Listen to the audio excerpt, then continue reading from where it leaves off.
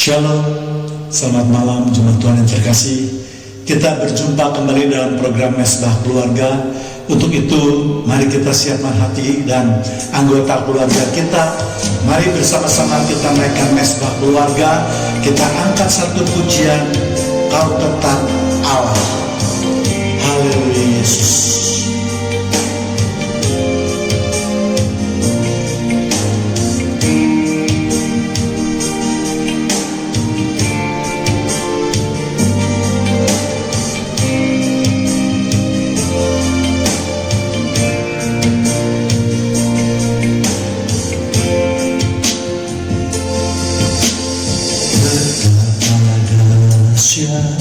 Engkau Tuhan, pencipta segala yang ada, dulu sekarang sampai selamanya.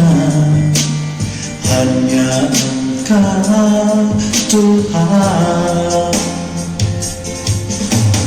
yang terselami pikiranmu, tak terukur panjang setiamu,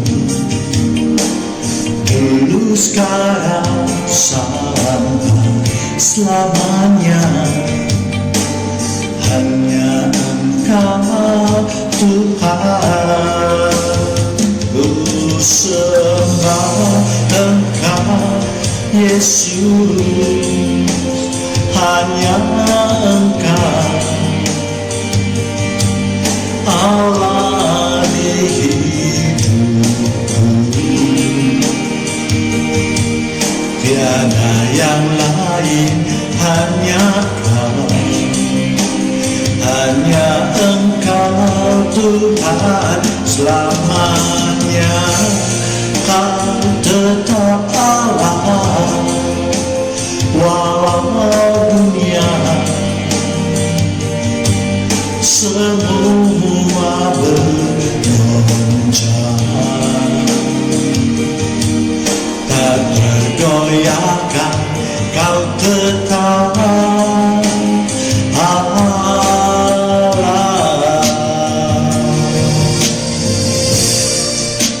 Engkaulah satu-satunya orang yang kami sembah Tuhan.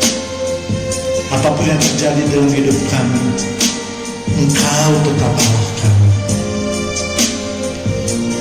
Terima kasih Tuhan.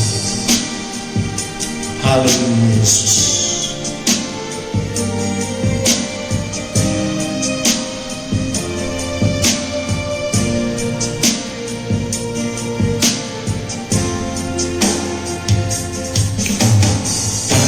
Selami pikiranmu, tak terukur panjang setiamu, dulu sekarang sampai selamanya. Hanya Engkau Tuhan, ku sembah Engkau Yesus. Hanya Engkau Allah di hidup kami, Allah di hidupku, tiada yang lain, tiada yang lain, hanya Kau, hanya Engkau Tuhan selamanya. Kau tetap Allah, walau dunia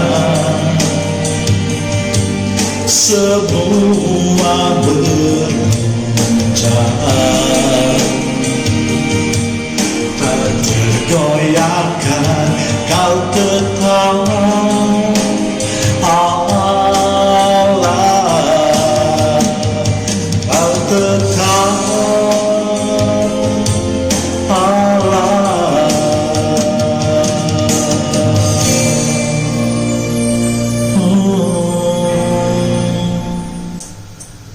Kami mau lebih dalam lagi Tuhan, untuk menyuarakan hati Tuhan pada malam hari ini. lawat kami, lawat hamba Tuhan, agar kami dapat menyembah dalam roh dan kebenaran Tuhan. Ku nyanyi haleluya Yesus.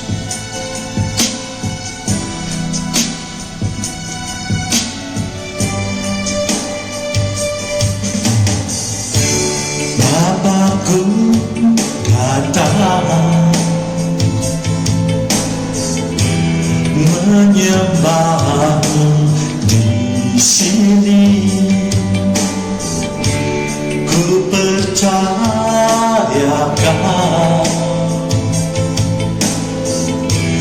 ada bagiku.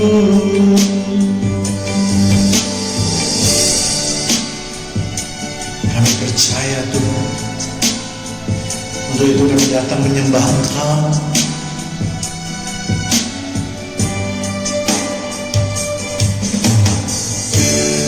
Bapakku datang menyembahmu, menyembahmu di sini.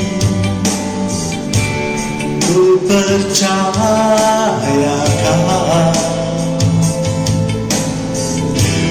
ada bagiku. Tak usah ku takut, sebab Kau sertaku. Tak usah ku bimbang, Kau di dalamku. Tak usah ku cemas, Kau penghiburku. Saat ku lemah, Kau kuatku. Ku nyanyi haleluya,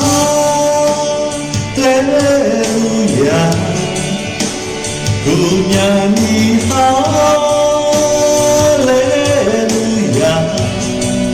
Sungguh Kau hebat, ajaib perkasa perbuatanmu. Ku nyanyi haleluya, ku nyanyi haleluya,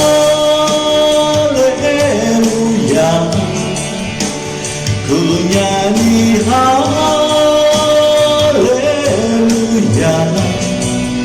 Sungguh Kau hebat, ajaib perkasa perbuatanmu. Di hidupku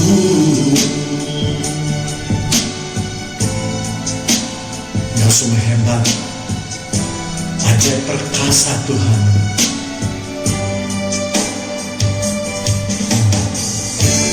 Bapakku datang menyembahmu di sini. Ku percayakan ada bagiku, ada bagiku. Tak usah ku takut, sebab Kau sertaku. Tak usah ku bimbang, Kau di dalamku. Tak usah ku cemas, Kau penghiburku. Saat ku lemah, Kau kuatku. Ku nyanyi haleluya, ku nyanyi haleluya. Sungguh Kau hebat, ajaib perkasa perbuatanmu. Ku nyanyi haleluya, ku nyanyi haleluya, ku nyanyi haleluya. Sungguh Kau hebat, ajaib perkasa perbuatanmu di hidupku.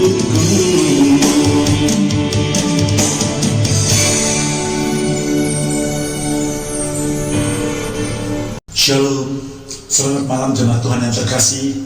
Kita berjumpa kembali dalam program Mesbah Keluarga. Dan pada malam hari ini kita sama-sama akan belajar suatu topik yang saya beri judul Mengapa Hukuman Adam yang Dikutuk Tanah. Ya, namun seperti biasa sebelum memulai pemberitaan firman Tuhan, kita mau berdoa terlebih dahulu. Terima kasih Tuhan, kalau malam ini kami boleh datang dengan tubuh yang sehat, dengan hati yang penuh sukacita Tuhan, untuk mendengarkan kebenaran firman-Mu. Urapi dan beri hikmat kami semua Tuhan, agar kami dapat menangkap apa yang menjadi kehendak Tuhan. Dalam nama Tuhan Yesus, kami sudah berdoa dan mengucapkan syukur. Mari sama-sama yang siap menyambut pemberitaan firman Tuhan, kita katakan amin. Shalom, sekali lagi jemaat Tuhan yang terkasih. Baik, malam ini kita akan membahas yang tadi yang sudah saya beri judul, Mengapa Adam yang berbuat dosa tetapi Tuhan mengutuk tanah. Menurut logika kita, seharusnya Tuhan menjatuhkan hukuman kepada Adam, karena Adamlah yang berbuat dosa, sedangkan tanah tidak melakukan apa-apa. Tetapi mengapa Tuhan malah mengutuk tanah sebagai gantinya hukuman kepada Adam? Ya, saya yakin dan percaya cerita mengenai Hawa atau Adam dan Hawa yang jatuh ke dalam dosa seperti yang dapat kita baca di kitab Kejadian pasal 3 ayat 1 sampai 12, kita sudah tahu semuanya, ya. Yang menarik adalah mengapa Hawa yang pertama kali membuat dosa, namun dosanya ditimpakan kepada Adam. Kita semua tahu bahwa pertama kali Hawa lah yang digoda oleh si iblis untuk memakan buah pohon pengetahuan yang baik dan yang jahat. Setelah itu Hawa baru memberikan atau mengajak Adam untuk juga memakan buah tersebut. Seperti yang sudah sering saya katakan atau saya tekankan, bahwa di dalam kekristenan kita mengacu pada sistem patrialistik. Artinya kaum Adamlah yang memang diangkat sebagai pemimpin atas kaum Hawa, ya. Nah, jadi artinya semua perbuatan yang dilakukan oleh Hawa, Adamlah yang harus bertanggung jawab. Untuk itu sebagai seorang suami, ya, kita harus mengajarkan hal-hal yang baik kepada istri, karena segala akibat daripada perbuatan istri, maka suamilah yang harus menjadi penanggung jawabnya, ya. Di samping itu Adam juga tidak menyatakan pendapatnya, misalnya dengan menegur Hawa. Misalnya, Hawa, kamu tidak boleh memakan buah tersebut. Bukankah sudah kukatakan bahwa firman Tuhan itu melarang kita untuk memakan buah pengetahuan yang baik dan yang jahat, ya. Tetapi malah Adam ikut-ikutan, ya kan, diberikan buah oleh Hawa, dia menerimanya dan ikut makan, ya. Padahal kita tahu Adam sudah mengetahui karena firman Tuhan yang diberitakan kepada Adam. Ya, dengan demikian karena Adam tidak menegur Hawa, artinya juga Adam ikut bertanggung jawab atau ikut menyetujui perilaku daripada Hawa tersebut. Ya, mari kita lihat di Bilangan 30 ayat 7 sampai 8. Tetapi jika seorang perempuan itu bersuami dan ia masih berhutang karena salah satu nazar atau salah satu janji yang diucapkan begitu saja, dan yang mengikat dirinya, ayat 8, dan suaminya mendengar tentang hal itu tetapi tidak berkata apa-apa kepadanya pada waktu mendengarnya, maka nazarnya juga akan tetap berlaku dan janji yang mengikat dirinya akan tetap berlaku juga, ya. Memang ayat tadi tidak berbicara mengenai pembatalan dosa, tetapi ayat tersebut dapat ditafsirkan bahwa apa yang dilakukan oleh seorang istri juga adalah tanggung jawab seorang suami, ya. Karena itu seperti yang sudah saya katakan tadi, sebagai seorang suami harus mendidik istrinya dengan baik. Demikian juga terhadap anak-anaknya. Suami adalah kepala rumah tangga. Alkitab bahkan mencatat bahwa seorang istri itu harus tunduk kepada suami layaknya seperti kepada Tuhan. Ya, wah berat ini ya. Misalnya kita lihat di Efesus 5 ayat 22 sampai 23. Hai istri, tunduklah kepada suamimu seperti kepada Tuhan. 23. Karena suami adalah kepala istri, sama seperti Kristus adalah kepala jemaat. Dialah yang menyelamatkan tubuh. Kalimat menyelamatkan, dialah yang menyelamatkan tubuh itu berarti suami dapat menolong istri dalam hal-hal tertentu, terutama yang berbicara mengenai keselamatan. Ya, tadi di bilangan sudah dikatakan, apabila seorang istri itu bernazar, kemudian suaminya mendengar, kalau suaminya membatalkan, maka nazar tersebut tidak berlaku. Tetapi apabila istrinya bernazar, suaminya mendengarkan, tetapi suaminya tidak berbuat apapun juga, maka itu berarti suaminya menyetujui. Dengan demikian, nazar atau janjinya itu berlaku. Ya, kalau dengan analogi tersebut, maka dalam kasus Adam dan Hawa dapat juga kita mengambil kesimpulan seperti itu. Hal lain adalah karena Allah berfirman kepada Adam, bukan kepada Hawa, ya, sehingga Allah berpendapat kalau Adam dapat mengajarkan istrinya dengan baik, artinya Adam harus dapat menguasai atau mengendalikan Hawa, maka pasti Hawa akan menuruti perkataan Adam dan tidak akan melakukan hal-hal yang kurang baik. Untuk itulah maka di dalam perjanjian baru dikatakan seorang istri itu harus patuh pada ajaran suami, dan seorang istri itu tidak boleh mengajar apalagi memerintah seorang suami, ya. 1 Timotius 2 ayat 11 sampai 12. Seharusnya perempuan berdiam diri dan menerima ajaran dengan patuh. 12. Aku, Tuhan, tidak mengizinkan perempuan mengajar dan juga tidak mengizinkannya memerintah laki-laki, hendaklah ia berdiam diri. Ya. Kemudian berdasar urut-urutannya adalah Allah berfirman kepada Adam, pada waktu itu Hawa belum diciptakan. Setelah itu baru Adam memberitahukan kepada Hawa. Jadi mungkin pada waktu Adam memberitahukan kepada Hawa mengenai pohon buah tersebut, Adam kurang memberikan tekanan betapa berbahayanya, sehingga Hawa menganggap perintah Adam itu adalah hal yang biasa, bahkan mungkin dianggap hal yang sepele. Ya, jadi ketika terjadi pelanggaran, maka Hawa bertanggung jawab kepada Adam, lalu Adam bertanggung jawab kepada Allah. Ya, itu kira-kira urutan-urutannya. Ya, sekarang kita akan memasuki pembahasan. Kalau kita perhatikan kata Adam yang berasal daripada Ibrani, yaitu Ha-Adam, yang berarti berasal dari debu tanah, dan tujuan Adam diciptakan adalah untuk mengusahakan tanah. Ya, jadi bagi seorang laki-laki tugas utamanya adalah untuk mencari nafkah. Ya, kalau pada zaman itu adalah mengusahakan tanah, artinya kegiatan Adam dalam menafkahi keluarganya adalah dengan bertani atau bercocok tanam. Jadi ketika Tuhan mengutuk tanah, maka tanah tersebut tidak akan memberikan hasil yang terbaik. Artinya Adam harus bekerja lebih keras dibandingkan dengan keadaan sebelumnya.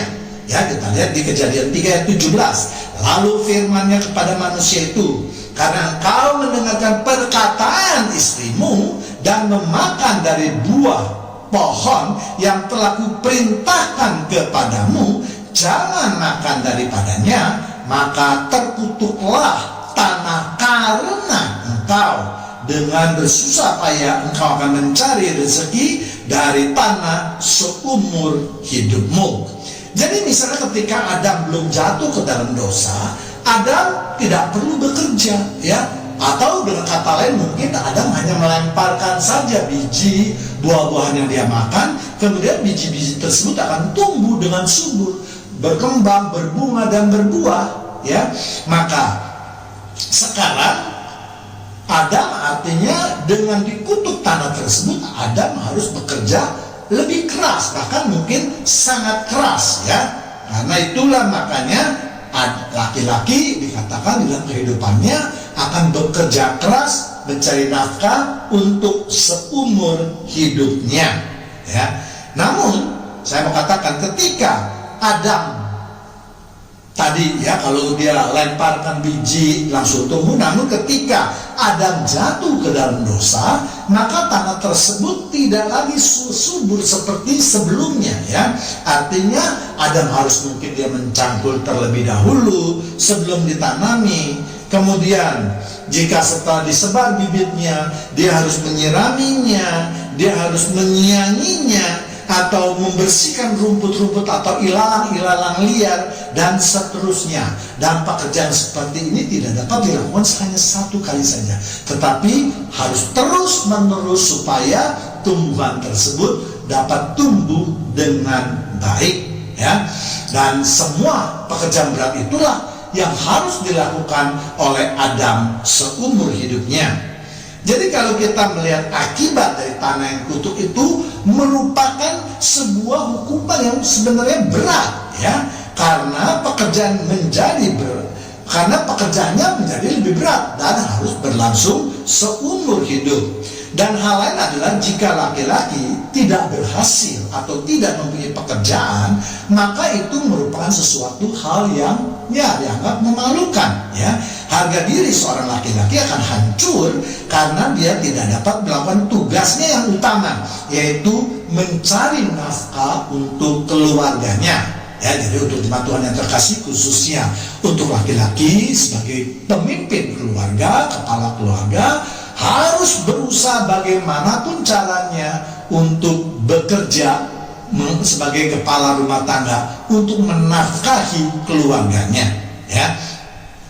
Dan hal itu sampai sekarang masih menjadi momok bagi kaum Adam. Banyak sekali hal yang dapat terjadi, misalnya dalam suatu rumah tangga ketika seorang suami tidak dapat atau tidak mampu mencari nafkah atau memenuhi kebutuhan keluarganya, ya. Misalnya ia tidak akan dihargai oleh anggota keluarganya maupun lingkungannya, teman-temannya misalnya, ya. Ia akan merasa depresi atau tekanan berat, merasa kurang berwibawa terhadap orang-orang di sekitarnya. Bahkan mungkin ia merasa hidupnya tidak menjadi berharga lagi dan seterusnya. Jadi hal inilah yang merupakan suatu hukuman yang berat kalau seseorang bisa mengerti akan firman Tuhan, di mana dikatakan Tuhan mengutuk tanah, ya. Jadi jangan kita baca firman, oh Tuhan hanya mengutuk tanah kok, Adam tidak dikutuk, udah berarti selesai. Oh tidak, implikasinya bagi kaum Adam itu adalah sangat berat, ya. Sekarang mari kita lihat hukuman bagi Hawa. Arti Hawa adalah menjadi ibu dari semua yang hidup, ya. Kejadian 3 ayat 20, manusia itu memberi nama Hawa kepada istrinya sebab dialah yang akan menjadi ibu semua yang hidup. Ya, artinya Hawa memberikan kehidupan, ya, maka keturunan manusia ini bisa beranak cucu atau berkembang biak, ya. Jadi fungsi daripada Hawa atau wanita yang utama adalah melahirkan anak atau memberikan keturunan. Itulah sebabnya Tuhan memberikan hukuman kepada Hawa berupa kesakitan yang luar biasa waktu melahirkan seorang anak, ya. Kejadian 3 ayat 16, firman-Nya kepada perempuan itu, susah payahmu waktu mengandung akan kubuat sangat banyak, dengan kesakitan engkau akan melahirkan anakmu, namun engkau akan birahi kepada suamimu dan ia akan berkuasa atasmu. Ya, jadi Allah juga menjatuhkan hukuman kepada Hawa dengan hukuman yang cukup berat ya. Bagi seorang wanita, melahirkan itu merupakan suatu impian ya. Bahkan banyak juga wanita yang merasa kurang sempurna kalau dia tidak dapat memberikan keturunan atau melahirkan seorang anak ya. Kalau kita lihat di Alkitab, terutama dalam cerita persaingan antara Rahel dengan Lea, betapa bangganya kedua wanita tersebut ketika mereka bisa memperoleh keturunan. Atau bisa juga kita lihat di cerita Sarah dan Ribka yang mendapatkan anak setelah penantian yang begitu panjang atau begitu lama. Jadi pada kebanggaannya itulah Tuhan memberikan hukuman. Wanita akan merasa banyak kesusahan ketika akan melahirkan. Mereka harus mengandung 9 bulan. Dan masa tersebut tentu banyak kesusahan yang dialaminya ya. Belum lagi ketika seorang wanita akan melahirkan, dia akan mengalami kesakitan yang luar biasa. Dan itu bukan hanya dialami oleh Hawa saja, tetapi oleh seluruh kaum Hawa atau wanita. Jadi kalau kita perhatikan, ternyata hukuman pada Adam dan Hawa itu diberikan untuk menghancurkan kebanggaan daripada Adam ataupun kebanggaan Hawa. Karena manusia adalah makhluk kesayangan Tuhan, dan dia dijadikan sesuai dengan gambar Tuhan. Jadi manusia ini memang dijadikan sesuai dengan gambar Tuhan. Jadi Tuhan tidak sampai hati mengutuk ciptaannya, karena Tuhan melihat dirinya di dalam ciptaannya itu ya. Penjelajaran apa yang dapat kita dapatkan dari peristiwa tadi ya? Hendaklah kita sebagai umat Tuhan harus selalu taat pada perintahnya. Dan untuk mengetahui isi perintahnya, tentu kita harus membaca firman Tuhan atau membaca Alkitab. Atau bisa juga mendengarkan firman Tuhan secara terus menerus ya. Jangan kita pilih-pilih mau yang enak saja, yang ini tidak enak, yang ini menarik, yang ini tidak. Tetapi kita harus dengar semuanya, sehingga akan memberikan suatu perbekalan atau pengetahuan yang cukup lengkap terhadap firman Tuhan. Kalau kita misalnya tidak membaca firman Tuhan, bagaimana kita bisa mengerti akan isi hati Tuhan atau perintah Tuhan? Bahkan membaca 1-2 kali pun tidak cukup, karena tidak mungkin membaca 1-2 kali itu langsung kita ingat semua. Buku yang begitu tebalnya tidak mungkin kita dapat mengetahui ketika kita membaca hanya 1-2 kali saja. Untuk itulah maka jemaat Tuhan yang terkasih, perlu suatu pembacaan firman Tuhan yang kontinu, yang terus menerus, sehingga kita ketika kita membaca, oh ya, kita mendapatkan isi hati Tuhan atau perintah Tuhan. Ketika kita membaca, oh ya, kita diingatkan kembali akan perintah Tuhan, dan seterusnya ya. Jadi kalau kita tidak taat membaca, maka bisa saja suatu saat Tuhan akan mengambil apa yang menjadi kebanggaan kita juga, sama seperti Tuhan mengambil kebanggaan Adam dan Hawa ya. Nabi Yeremia mengatakan, jangan kita bermegah dengan kekuatan kita, tetapi bermegah dalam nama Tuhan kita, yaitu di Yeremia 9 ayat 23. Beginilah firman Tuhan, janganlah orang bijaksana bermegah karena kebijaksanaannya, janganlah orang kuat bermegah karena kekuatannya, janganlah orang kaya bermegah karena kekayaannya. Jadi tidak perlu kita menonjolkan apa yang kita anggap kita lebih daripada orang lain ya. Demikianlah pemberitaan pendalaman Alkitab pada malam hari ini yang dapat saya sampaikan ya. Sebelum mengakhiri program ini, kita berdoa terlebih dahulu ya. Puji syukur kami naikkan kepada Tuhan sebagai ungkapan rasa terima kasih kami Tuhan atas semua kebaikan Tuhan, atas pernyataan Tuhan, dan atas berkat-berkat yang telah Tuhan sediakan buat kami. Malam ini Tuhan, kami telah mendengar firman-Mu. Biarlah firman-Mu terus-menerus menuntun hidup kami menuju pada jalan kebenaran sesuai dengan kehendak Tuhan.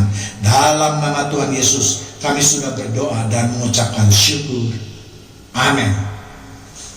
Kita baru saja mendengarkan pemberitaan firman Tuhan. Untuk itu, mari jemaat Tuhan yang terkasih, kita siapkan hati kita untuk kembali memuji dan memuliakan nama Tuhan. Untuk itu, mari kita angkat satu pujian, hati sebagai hamba.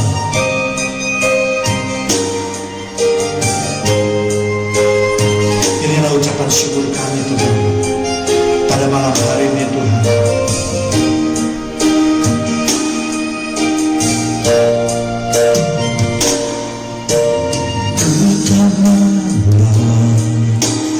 Apapun juga saat ku datang ke dunia,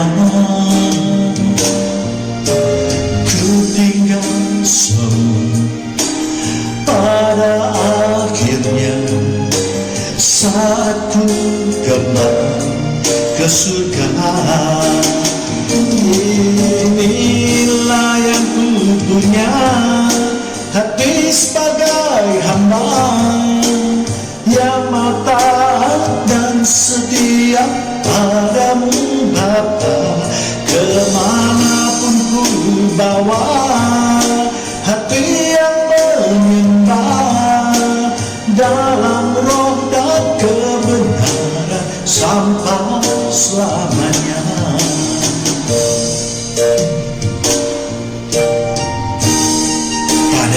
Satu pun juga Tuhan, sama seperti kami ketika datang ke dunia ini Tuhan. Terima kasih Tuhan atas semua kebaikan Tuhan, atas penyertaan Tuhan.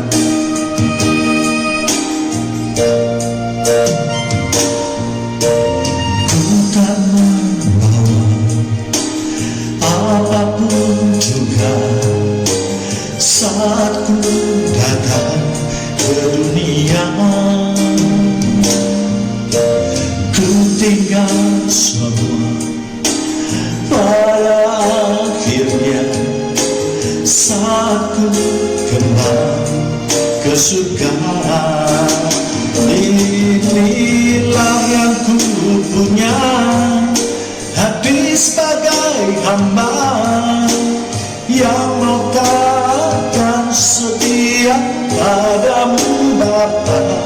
Kemanapun ku bawa, hati yang menyembah dalam roh dan kebenaran sampai selamanya.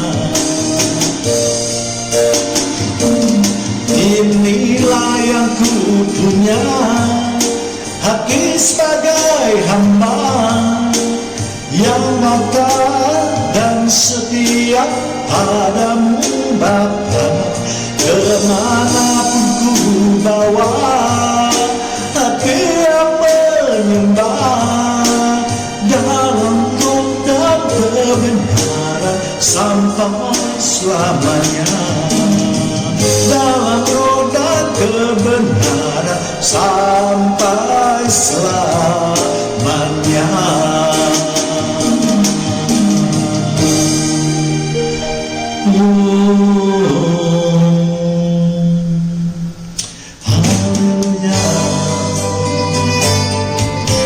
Inilah sebagai ucapan rasa terima kasih kami Tuhan. Mari kita pujian kepada Tuhan yang terkasih. Bapa, terima kasih. Haleluya.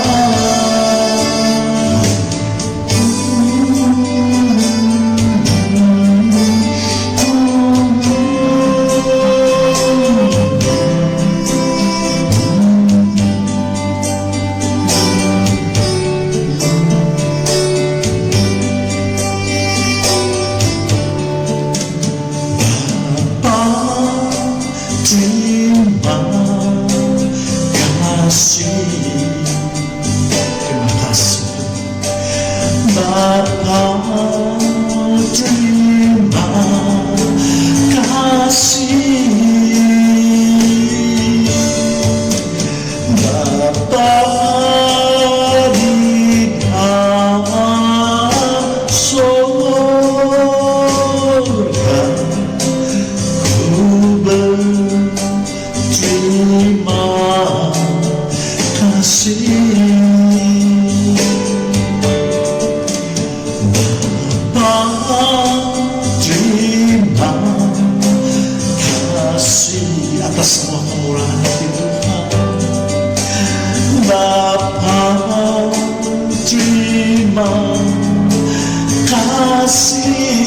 atas pemeliharaan Tuhan. Bapa di dalam surga, ku berterima kasih. Amin. Demikianlah program Mesbah Keluarga pada hari ini. Kita berjumpa kembali dalam program Mesbah yang akan datang. Tuhan Yesus memberkati kita semua. Amin.